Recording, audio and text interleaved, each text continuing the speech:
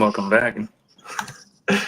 Um, so go ahead and tell us what you're wearing today. Uh, can you hear that? No. Okay, cool. Um, you know, uh, champions of the NBA year. The boys out here winning We shit. can barely see you. Are you connected to Wi-Fi? Are you serious? Yeah, you're like pixels moving. I'm connected to my Wi-Fi. Okay. Maybe it'll get better. But if you can't see it, yeah, he's wearing all Boston because Sir, we're the champions. Boston wins the series 4-1. Only lost 3 games the whole playoffs. Yeah. It wasn't too hard of a path, but Hey, you get what you get. you guys made it. That's all that You get what matters. you get. Yeah. It's So not you our guys. fault. Everybody. It's not our fault. Everybody got fucking hurt. I mean, it's not. It's not. But it doesn't. That also happened to y'all too. Yeah. What? Who'd you play in the first round? Okay, the No first round's Giannis. different. The first No round's Giannis. different. No Dame. Okay, In the that's second different. round. Okay, you're gonna act like the Knicks were completely hurt. Listen. Then the second round, Jalen Brunson got hurt towards the end of the series, and so did Josh Hart. Okay, did he miss a game? Who? Jalen Brunson. Yeah. Did he? Yes. He missed. And what they do? They lost. Okay, but by how much? I don't know. By 2. So it's not like they're complete shit without him either. But okay, for the most part, that was only one game too out of a 7-game series where Brunson did not play. But other than that, he torched us every single game. I mean, yeah, I agree, but you can't say that about just the Celtics. It had like when the fucking Warriors went. But you guys were playing teams that like they were missing not just one person. You have to agree with that. Like the Cavs. When you guys played the Cavs. They didn't have Donovan Mitchell, Jared Allen, Karis LeVert. Karis LeVert sucks. He was good for them in the postseason when he was playing. Okay, who we play the first round? I don't know. We played the Sixers. Yeah. No, wait. Was it? No. We played the Heat, not the Sixers. The Heat played the Sixers. Yeah, no Jimmy Butler. You're missing Bam Adebayo for a game. I mean, you get what you get. Yeah. Well, you guys won 106-88. And what do you think about Jaylen Brown getting the award? I thought it was close between him and Tatum just because Tatum shot really bad, but he did everything else. Like he was passing, he's rebounding. Like he averaged I think it was 23, 7, and 8 or something like that in the finals. Well, even in the last game, he played every minute, 45 minutes.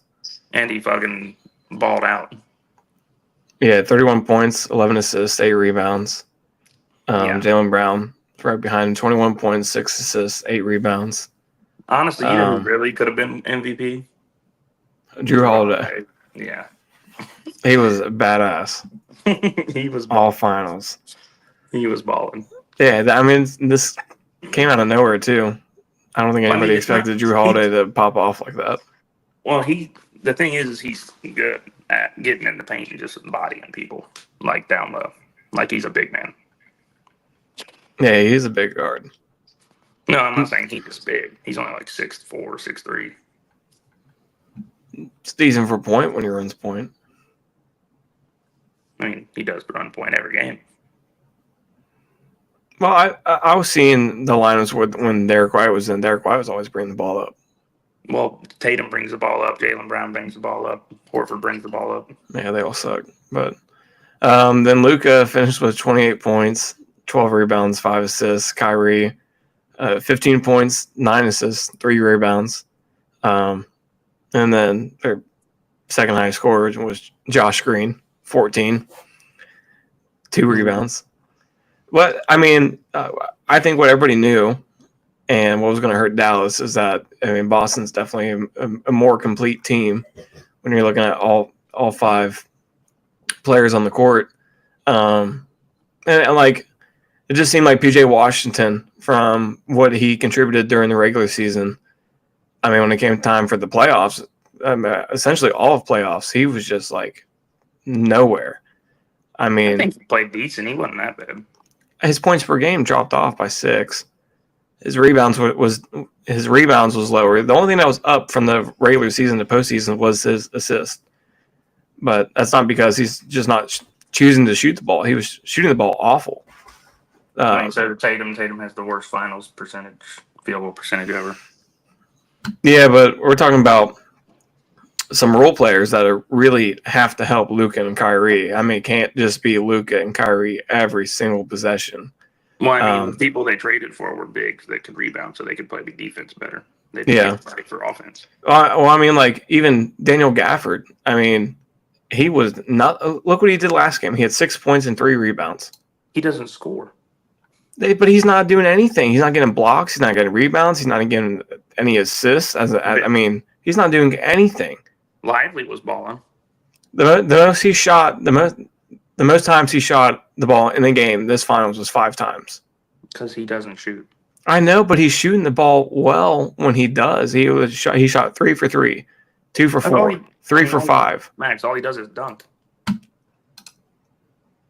Man, he wasn't doing nothing. He's not getting any rebounds, not getting any blocks. I mean, he's just standing there.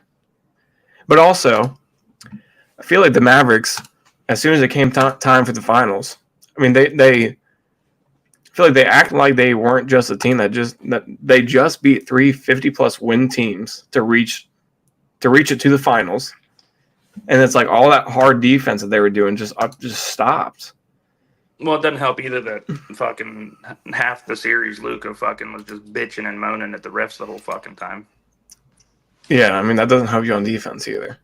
Because he'll be sitting there to the refs and it's a fucking 4-on-5. Yeah. Yeah, because I saw a TikTok. It was like how many points that Luka contributed to the Celtics just by whining. And, I mean, it was a decent amount because every single time that he chose to stand up and then immediately turn his back to the players and immediately talk to the ref, Celtics scored almost every single time he did that. Yeah. It does not make sense.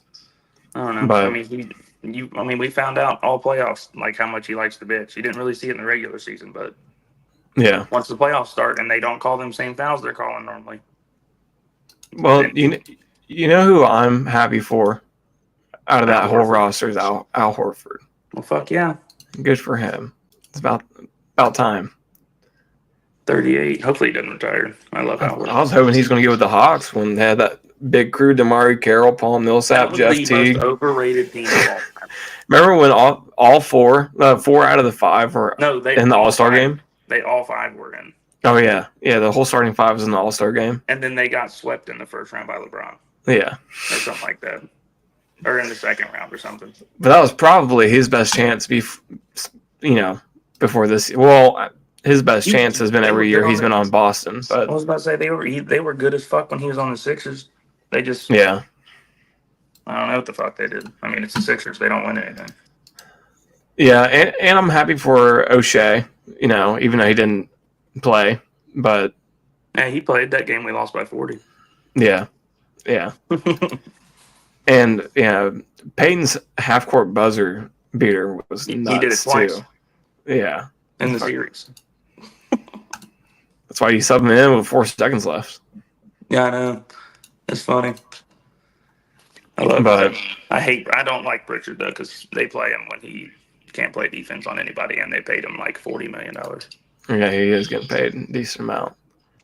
But at least this makes 6 years in a row with different NBA champions. So at least it's it's not like the NFL right now. At least the NBA. 6 years in a row, there's been a different champion. Yep. Celtics, Nuggets, Bucks, Warriors, Raptors. Lakers, then Raptors. That'd be 7. Yeah, it would be 7. Yeah, that's awesome, actually. I hardly see that anywhere. And the fact that it's happening in the NBA. It's like that in hockey a lot. Yeah, but with the NBA, with how stacked the teams are, at this current day, I think it's crazy to see that we're still having different champions every single season. So at least it's like you can have the most stacked team. I mean, just even looking at the paper, I think anybody would have said early in the season, well, probably not me or you, because I think we might have been a little bit smarter than that. And I think we did talk about this before. And I think you actually brought up Denver and Boston. But like preseason, just even if you're just looking at the paper roster, you're looking at the team that the Phoenix Suns had. Even same thing a couple of years ago, the Brooklyn Nets. I'm pretty sure at the beginning of the season we both picked the Suns to go to either the finals or the conference. Yeah, I remember. Yeah, I know for a fact we talked about it, and I know we gave them decent praise, but I don't know if we gave them like NBA Finals praise. I'm pretty sure we did. I mean, you would have thought, wouldn't you? I mean, you would think, but I mean, KD. And then after the season, KD's like, yeah, I just didn't really like their scheme, how that fit with them, and this and that, how they play. It's like, dude, this is you do this like every single time. Every fucking team you've been on, you say that. Besides the Warriors, and you left them because you're stupid. If you would have just stayed with the Warriors, they would have won like fucking 6 titles. Yeah, I saw a thing. It's like Kevin Durant could be on a team with all Kevin Durants and still be pissed off. Well, that would be terrible. For real. That would be a nasty starting 5, though. Yeah. But it'd also be fucking shitty because it would just be fucking ISO at whatever fucking position it was because they're all Kevin Durant. Yeah. But yeah, so I mean, obviously, I think after Boston went up 2-0, I mean, it just seemed like they had pretty good control over 2-0. We went up 3-0. Yeah. Yeah. Oh yeah, Boston played well, but just fuck Boston. It sucks too. This is the first time they won. Like besides Man City, which I mean, they like have 6 different trophies they can win, but like this is the first time that one of my teams is like won like crazy big in America anyways, because last year fucking Man City won the treble, but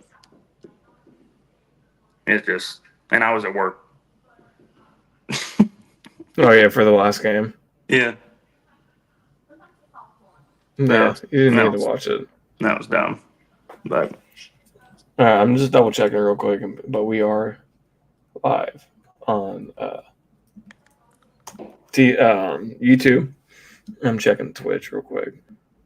I'm pretty sure we're live on Twitch. I got an update or something that said we were.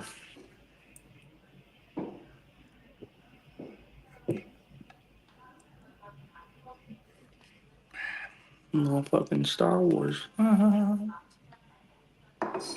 Okay, yeah. Yeah, we're good. Okay. But yeah, I mean, it's. Oh, I accidentally just turned on the volume on Twitch. Hold on. But okay. But going off of the NBA, not really going off of it, but just off of what's going to happen. I don't know how people are so like. I think Bronny could be really good. He could be. We never know. But like I think the youngest son's going to be the best out of that. Well, I'm not even that. I'm not even talking about that. Well, he's like 6'9". They're talking about Bronny being picked by the Lakers at like 17. I saw hit by the Mavericks. And why the fuck would you draft him that high when he just had a heart attack and that like barely got to play because of that? Yeah, I wouldn't use a first round pick on him at all. I wouldn't use a pick on him personally. I mean, yeah, I wouldn't.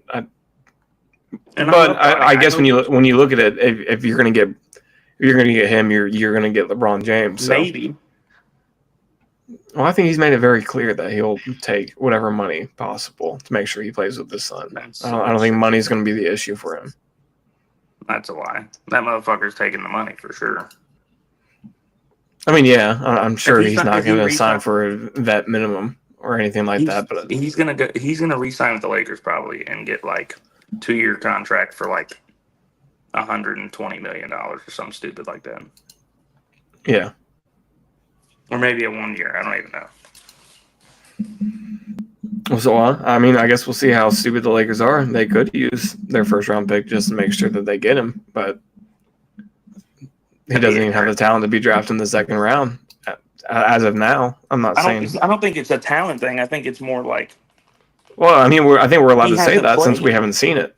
That's what I'm saying. He hasn't played. Yeah, we're just saying he has talent because he's LeBron James' son. We haven't seen it yet. We haven't seen it at college. We haven't seen it at the combine because you saw glimpses of it, and at the combine he played very good in the game that they played with the combine players.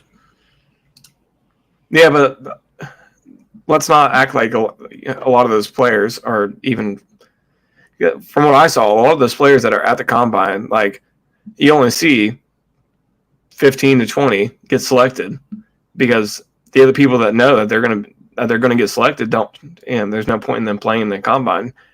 And so the talent that he's playing against anyways on that level still isn't even remotely good as what he's playing at USC. Well, also this might be one of the worst drafts in a while, unless one of these players just turns out crazy good. But I mean, it's more loaded with international talent this time, and I don't think anybody really. I only know one dude from the international.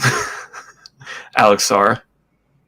Yeah, that's the only dude I know from international, and I know Dillingham, Shepard, McCain, and Bronny. Those are like the biggest names.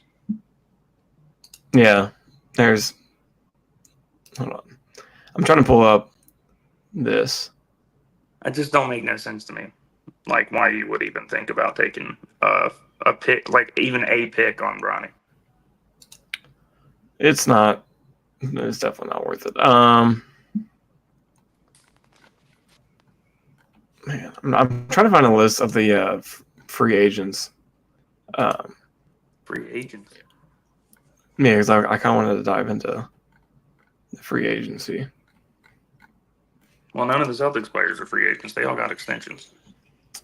Yeah, Pistons did fire Monty Williams, leaving $65 million dead.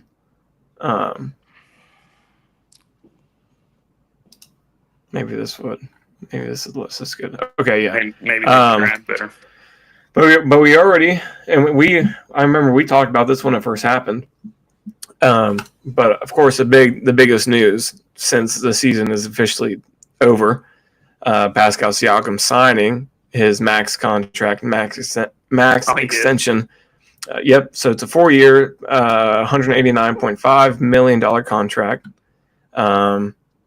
And yeah, so that happened this morning because the rules did change. If anybody did not know, it's no longer. I forget what they said it was after before, but literally the next calendar day after the finals, contract negotiations can begin. So you can see new contracts being made as early as this morning. And this is the first season that they are allowing this to happen so early in the offseason. So when we talked about it, when we brought this up, the whole thing was this trade going to be worth it for Indiana if Pascal Siakam does not intend to stay? I was pretty adamant from the start that I don't think Indiana would have ever made this deal if they weren't confident that Pascal was going to stay. And right here, it said Pascal Siakam said that he never even wanted to leave. He loves Indiana and he loves the team. And he said when the deal was done, he was happy to be with his teammates, and he's happy to be where he landed and where he expected to re-sign from the original negotiation talks. Yeah, but I mean, people say shit that they don't mean. Like, look at Kyrie. Yeah, but coming from the Indiana Pacers, if they weren't I really feel like if they weren't 100% serious, that they know for sure he was going to re-sign, they would have never made that deal because we're they made one of the smallest market teams in the NBA. Kyrie made it sound like he was going to re-sign. Yeah, well, Kyrie's a nuthead. At least Pascal's very honest man. But yeah, so that is the first deal. And of course, in the 41 regular season games that Pacers did have Siakam, he did average 21.3 points, 7.8 rebounds, and 3.7 assists per game with a 60.2% true shooting percentage. So very good. Very good. Yeah. Obviously, he was very good in the postseason as well. So yeah, I mean, I don't think anything's going to change with Indiana.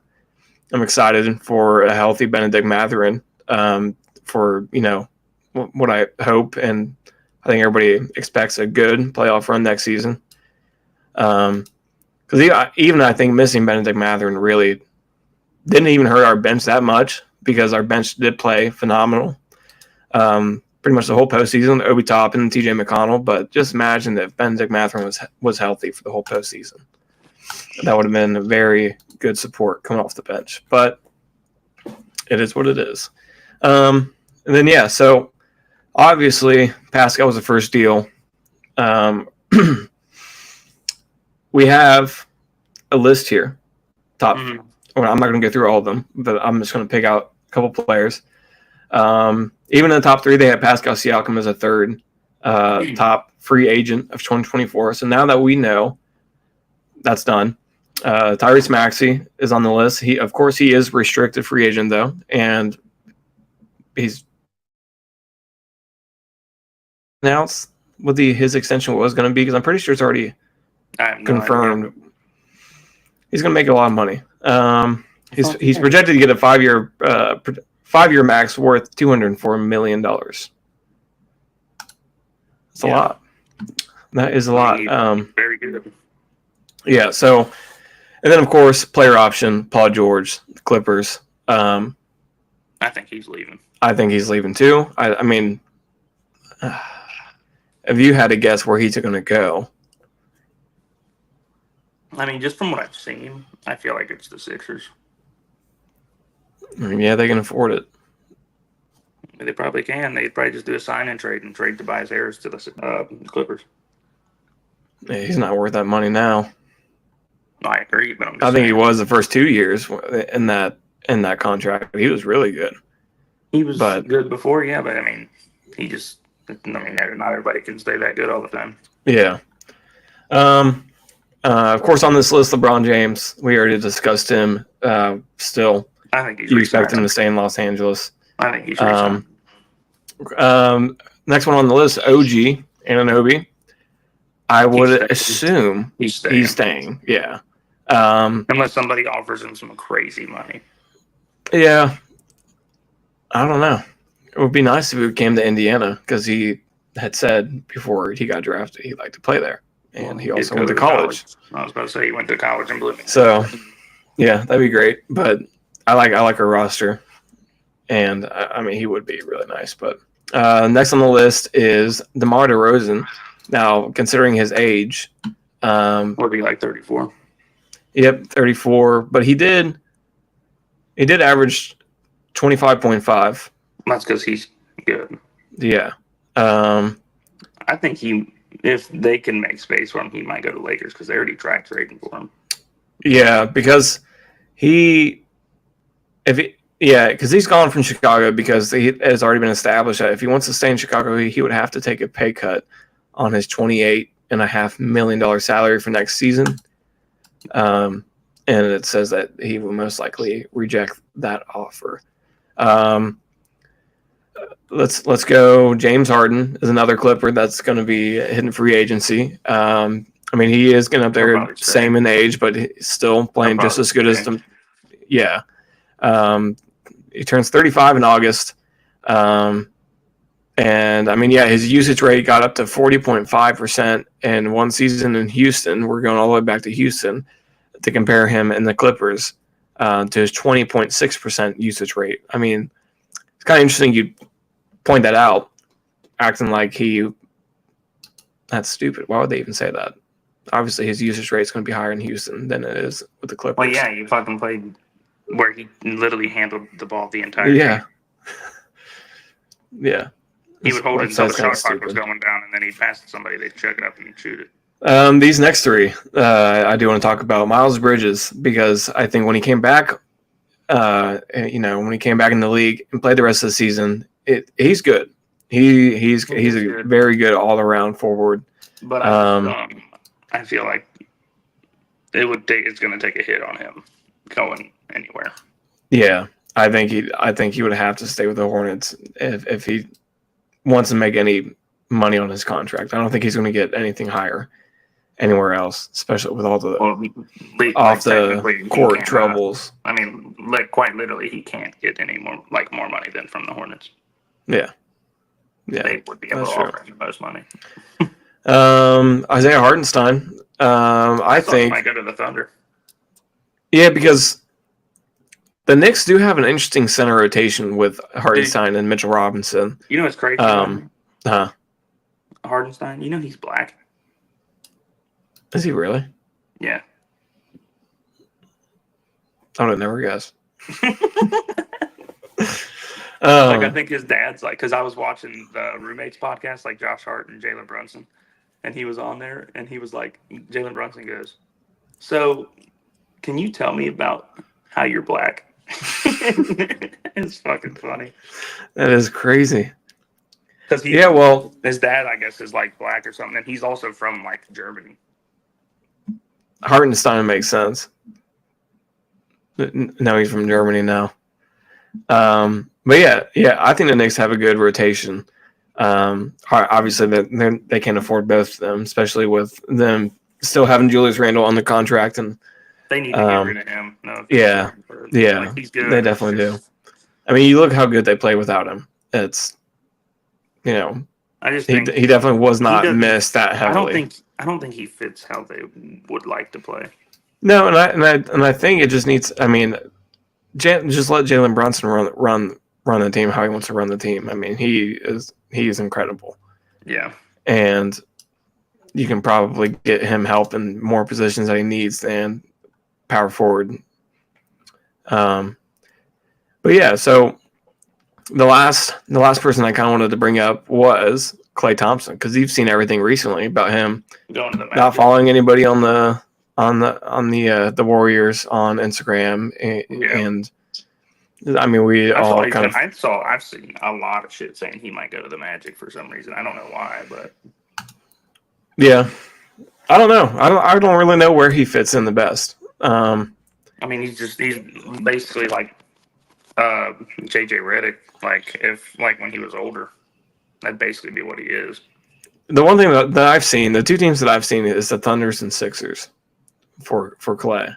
I've only seen the Magic. I don't know. I don't know if I mean, I'm not gonna say he's not worth the money because I'm gonna assume that they're gonna get him on a decent price. Yeah. And I mean, he's a great shooter. And he has a fucking fantastic championship experience. He knows how to play in the postseason. So I think he'd be. No, not this postseason. No. But I mean, if he would join a team like the Magic or Thunder, that's a good young team that he can really help out when it comes to postseason. Yeah. But yeah. So and I think, I mean, we really don't need to go over the rest. I mean, there are interesting players in here like Buddy Hield, D'Angelo Russell. Nobody gives yeah, but other than that, there's not really anybody. Russell Westbrook, of course, he's a player option as well. Yeah. But yeah, other than that, we're gonna have from now until July for dead time in basketball. So I mean, there's been really not gonna be much to talk about with that. So I think if anything, we can move on to the Euros. Right now, Germany is winning against Hungary. 2-0. Still 1-0. Oh, it's 2 now? Yep. So that, of course, that is happening in Group A. Group A, we haven't really discussed who's in the group, but Group A, that's Germany, Switzerland. Last time that we did a podcast. Yeah. So Germany, Switzerland. Oh, I gotta hiccup. Germany, Switzerland, Hungary, Scotland. That is Group A. Yeah. Right now, in Group A, of course, as what you would expect, Germany is top of the group. Switzerland second. That group in the order it's in right now is exactly how I expect it to be the whole way. Yeah. Germany, Switzerland, Hungary, Scotland. It's because Scotland's terrible. Their two best players are. They got McTominay. Their two best players are right and left back. Yeah, it's got McTominay. No, he plays defensive mid. I'm just saying he's one of their best players. Well, I agree, but he's not better than Robertson. Tierney. Yeah. No, he's not. Group B, and I'm kind of surprised Croatia at the bottom already because I didn't think Italy Yeah, but I don't think Italy's all that good either. I don't think they haven't been good as much. They haven't been. I want them to win the Euros because like that's my team outside. Yeah, I like Italy too. Yeah, but they just like Croatia. The reason that they're like not playing good is because they are getting old. Yeah. Are you on your screen? Your screen's black. Oh, my bad. I was looking at stuff. I thought I could look at it.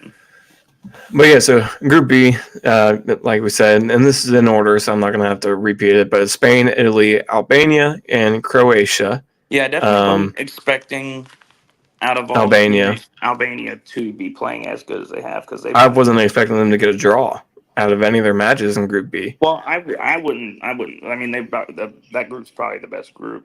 I know, that's what I'm saying. I'm not discrediting Albania. I mean, obviously they have recent good success, but playing in the group that you're in Spain, Italy, and Croatia, their matches within the last 2 years, like their international friendlies and stuff like that, they brought it up. They had the table up during their last match against Croatia, and they do have a good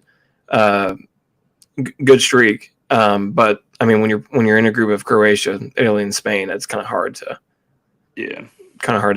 come out on top of that group. But even Group C is not too bad. Of course, you have England, who's really not playing like good. Do you expect them to? Denmark's playing pretty good. Yeah. I was about to say Denmark, Slovenia, and Serbia. And Serbia. Serbia's not bad. That's what I was going to bring up because I remember Serbia being a decently good international team, but like they don't. I mean, they don't. Their last couple games have been. I mean, they lost to Belgium. Belgium is good. No, they're not. Belgium's supposed to be a lot better, but well, it's not even that. I mean, they just have a lot of problems with their team, and they just don't seem to really give a fuck. And their best striker is still Lukaku. He sucks. Yeah, but for the Euro qualifiers, like you're looking at Serbia versus Lithuania, they beat them 2-1. Sucks. Then you're looking at Serbia versus Hungary, they lost 2-1. Hungary's not that good. Serbia versus Montenegro, they won 2-1. They only beat them 2-1. That should tell you something. Montenegro. Yes. Then they got a draw against Bulgaria 2-2. That was in November. Okay, so we're done talking about them then.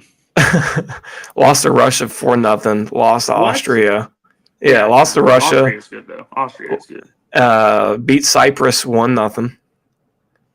And their best Cyprus win is literally the size of Cincinnati. Their best win is game against Sweden when they won 3-0. But yeah, that's what Sweden's not that good. No. Like, but I mean, I don't even. Did Sweden make the Euros? No. Yeah. What the fuck? Yeah. So that's what, because I was shocked because I thought Serbia used to be really good, but I don't know one person from their team. I don't think. Yeah. Maybe I got them mixed up with someone else. I must have. But Serbia's not that good. I don't think Slovenia is crazy good, but I know one of them teams has a decent. I can't think of who it is though. Is it Slovenia? Who has? What's I think Chesney? Chesney? Yeah. Who's he play for? He's on Poland. Poland. Okay. I think it's Poland. Yeah. Yeah. So that's that group. Obviously England is on top in that Denmark group, 3 points. Denmark, yeah. So you got Denmark and Slovenia both with 1 point. By the way, though, it's so awesome that Eriksson scored the first goal for them after last time in the Euros. He fucking had his heart attack or whatever. Yeah. I had a parlay on that match, and it did not hit. But that's right. Yeah. It was the Netherlands and Poland, and yeah, no, that wasn't it. Never mind. It was a different one. But yeah, Group D, this is in order. Netherlands, France, Poland, Austria. And that is what I will tell you what. I think France could be in some trouble. Netherlands look really good. They play France tomorrow or Friday. Yeah. And I mean, France is. Let me see if I can pull up their last match. Well, not even. Well, they played bad that match, but also. Yeah, I was going to say against Austria. Well, Mbappe broke his nose and's out until the knockout stage. Yeah. So that's no good. But even against Austria, they still had 48% possession, 3 shots on target. Austria had 3 shots on target. I mean, yeah, Austria had better pass accuracy, had more passes. Yeah, I mean, it just doesn't seem like France is even playing that well this early in, but it's going to be a lot harder if they do not have Mbappe. But okay. Is there... Oh, what's happening?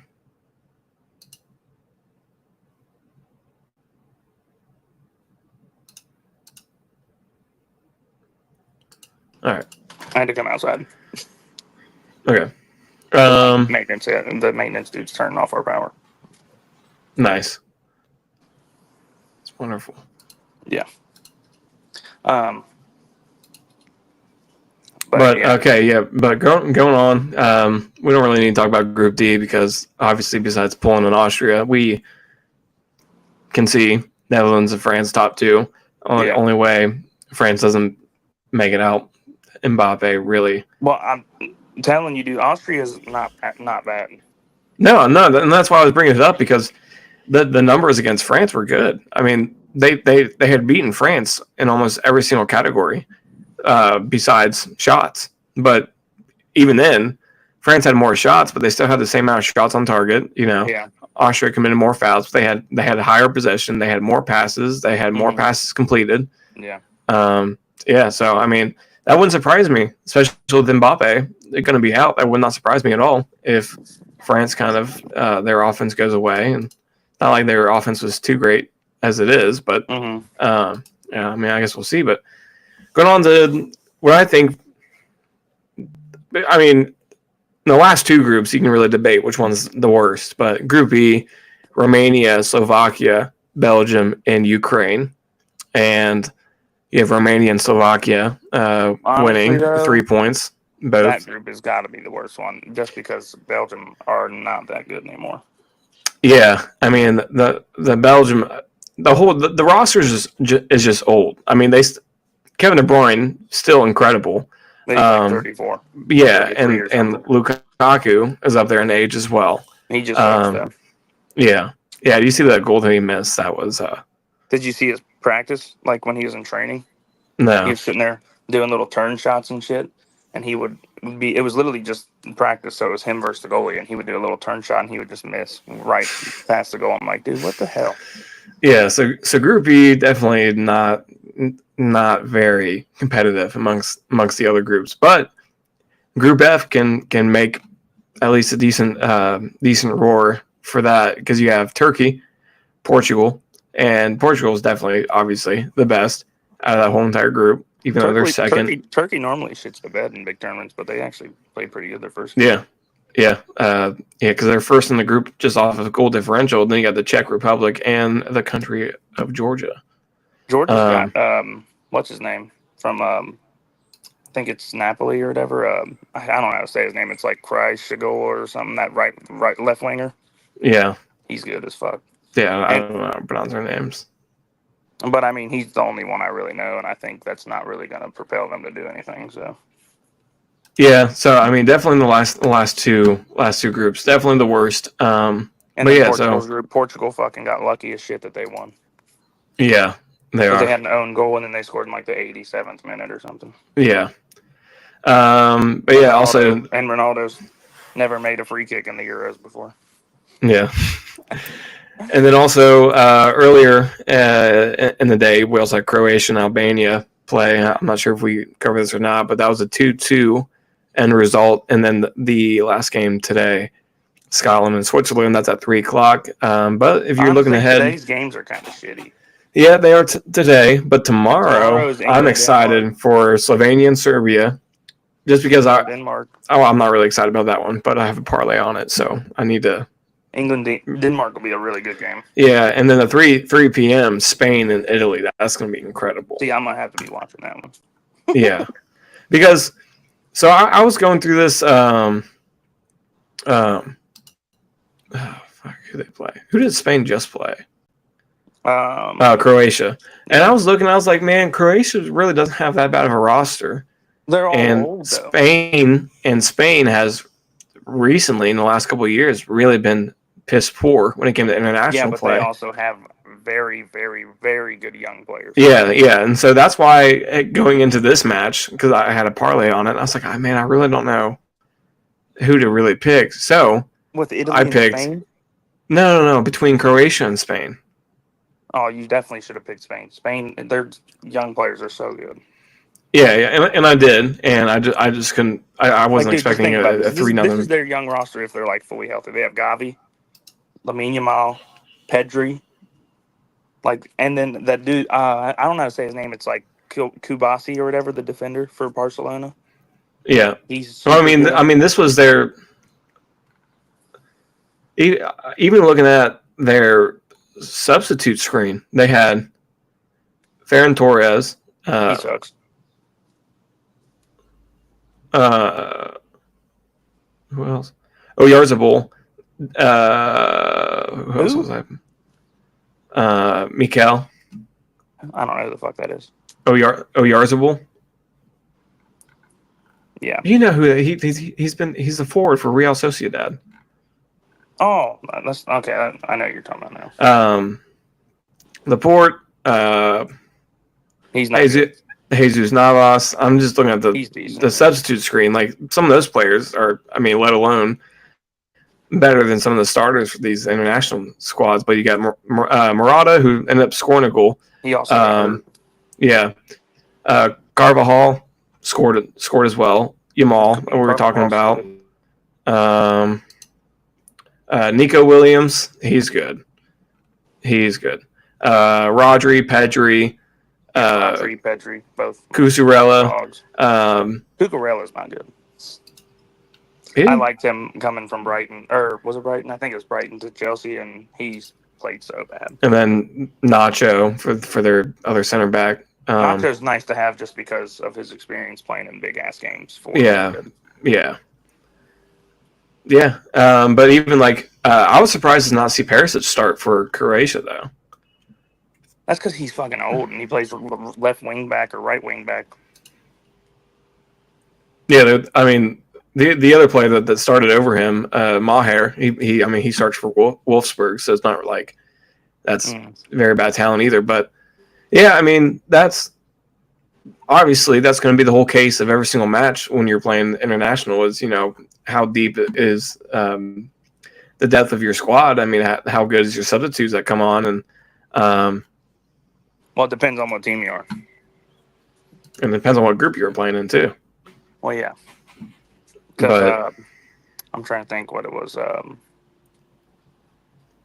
France, they could play everybody 90 minutes and they would win probably most games. Yeah. Well, Netherlands, France that is Friday at 3:00. So that's going to be a good one. But yeah, so. I think that's all we can really talk about on the Euro so far. So let's kind of dive into a little baseball. Let's do a little baseball.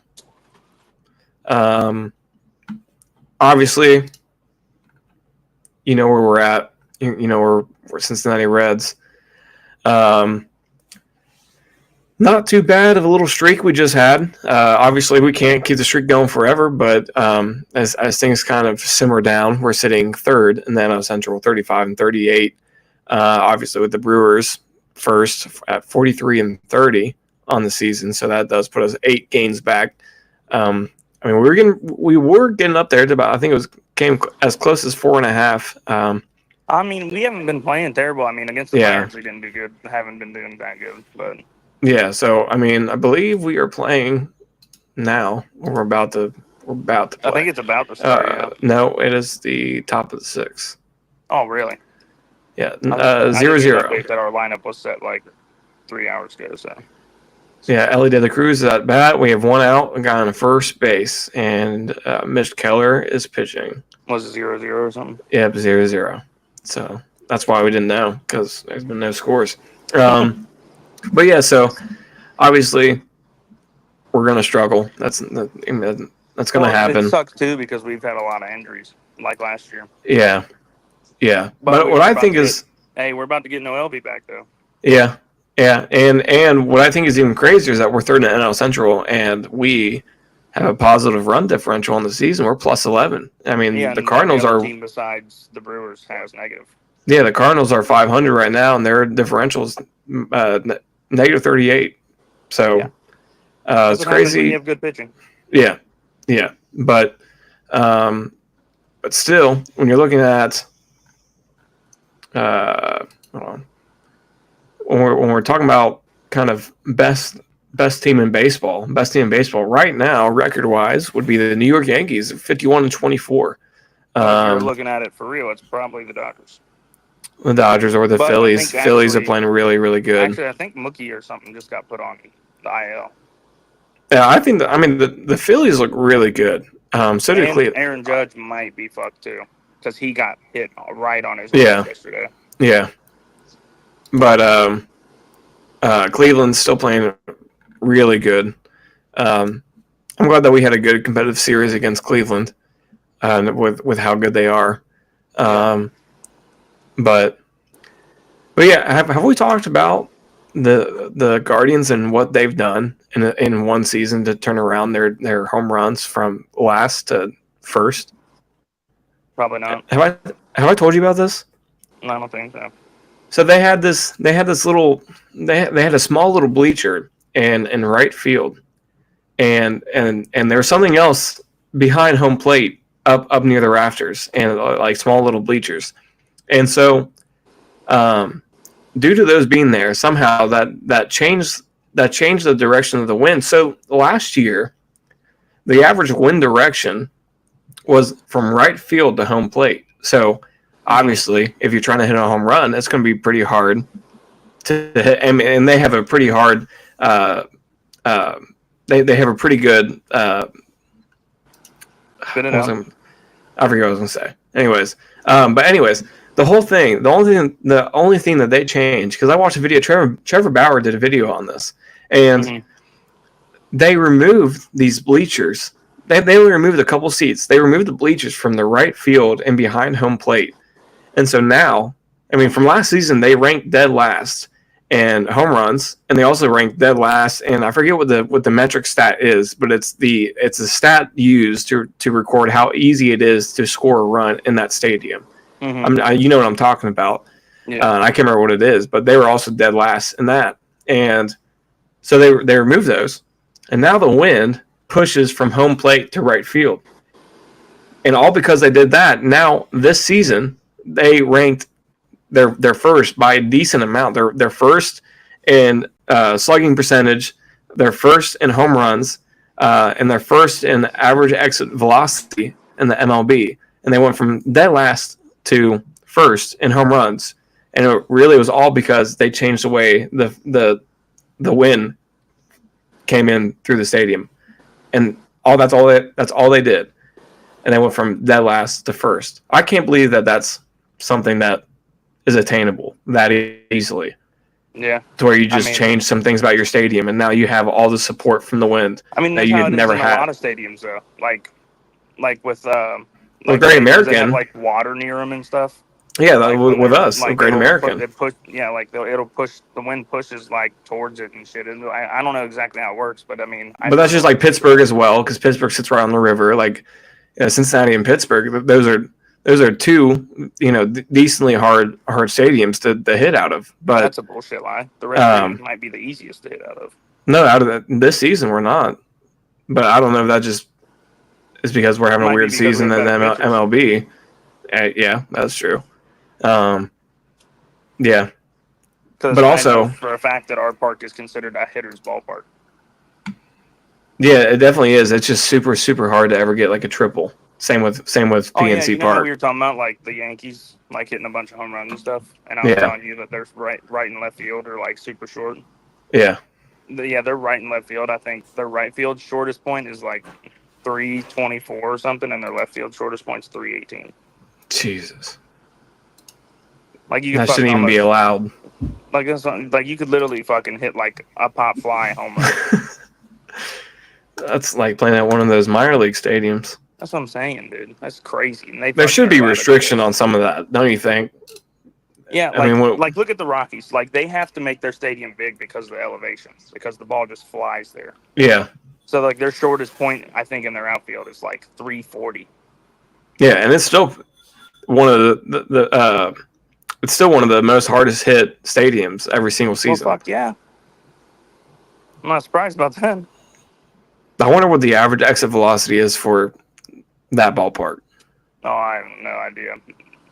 But I bet you a lot of people hit dingers when they go there. I mean, we scored fucking 12 runs there. Oh, yeah, dude. We demolished the Rockies when we were there. That's what I'm saying. I think our best wins of the season were against the Rockies and the White Sox. But yeah, even the White Sox, because after we were done playing the White Sox, for a while, the Reds had the most runs scored at their field. Yeah, it was literally like a month and a half in the season. We scored more runs than them at their field. That's so bad. I mean, that's awful. When your team sucks. I mean, yeah, they're bad. They're very bad. But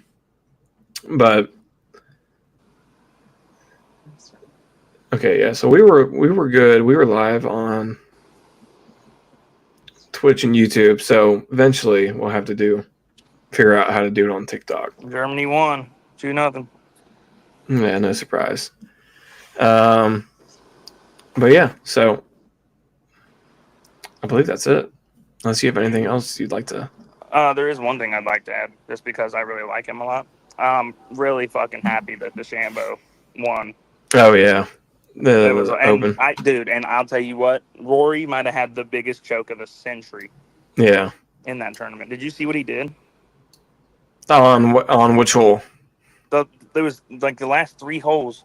I think he parred 16, and then it came 17. He had a 3-foot putt and missed it, and then bogeyed that hole. And then on 18, he had another 3-foot putt and missed that one. And then DeChambeau went down and hit his putt to win the tournament. Yeah, it was awesome. Man. That sucks. It was awesome. Yeah. So and also, I did forget. I wanted to mention when we were talking about the Reds too. Candelario has been unreal for this month of June. He was terrible at the beginning of the year, but he's been. Oh my gosh, yeah! But this month he already has 7 home runs in the month of June. Balling. I mean, out of all the players on that whole squad, I mean, CES really needs it when he comes back, but Candelario really needed this hot streak because he was. We don't have to talk about it if you don't want to, but we didn't talk about the NHL finals or anything, and that's 3-2 right now, and the Panthers are up 3-0.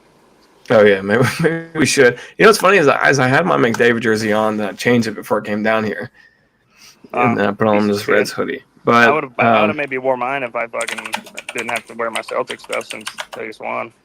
Yeah, but they literally the game 4, they were down 3-0, and they won the game 8. They won that 4th game 8-1. Yeah, game 4 was absolutely fucking nuts. And then last night, dude, McDavid was fucking slicing and dicing motherfuckers. Yeah. I think he moved up to fourth all time and most points in a single postseason. He's got 42 points this postseason. Dude, he's literally like swaying, like just maneuvering through their whole team, like just boom, like doing crazy shit, and then pass it over to Corey Perry, and he just buried it. You know what's crazy is that he's like 3rd or 4th, I can remember, all time, 42 points in a single postseason, and Wayne Gretzky is 1st with 67. That's because Wayne Gretzky's ridiculous. Who would listen here? If you're doing goats of all goats, I saw somebody doing this the other day. It was Michael Jordan, Tom Brady, Jack Nicklaus. Messi. No, it was Tiger Woods, Tom Brady, Michael Jordan, Messi, and Wayne Gretzky.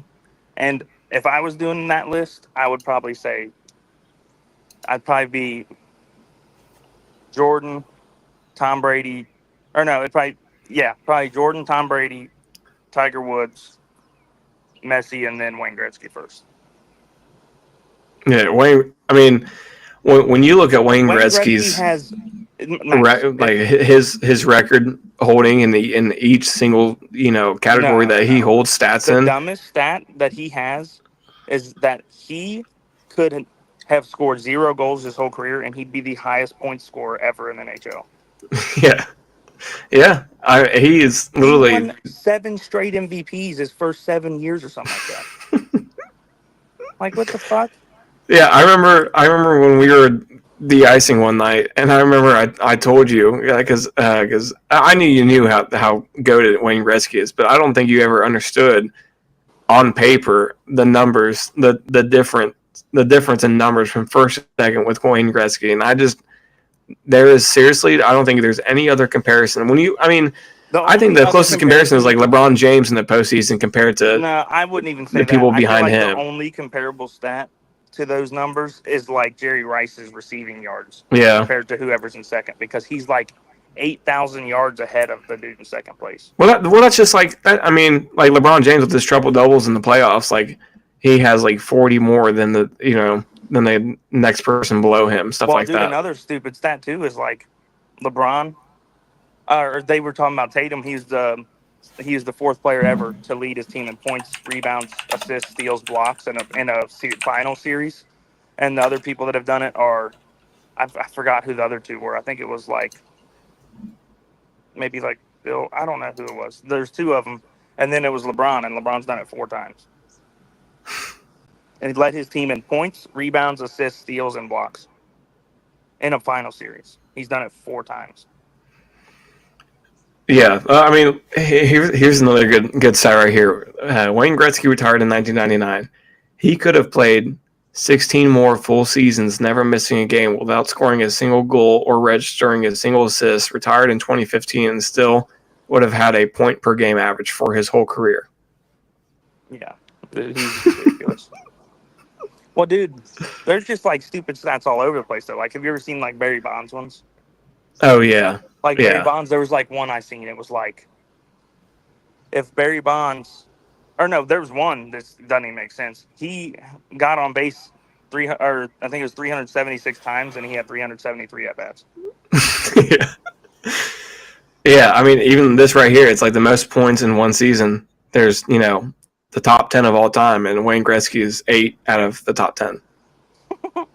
And Mario Lemieux is number 5 and number 8. Yeah.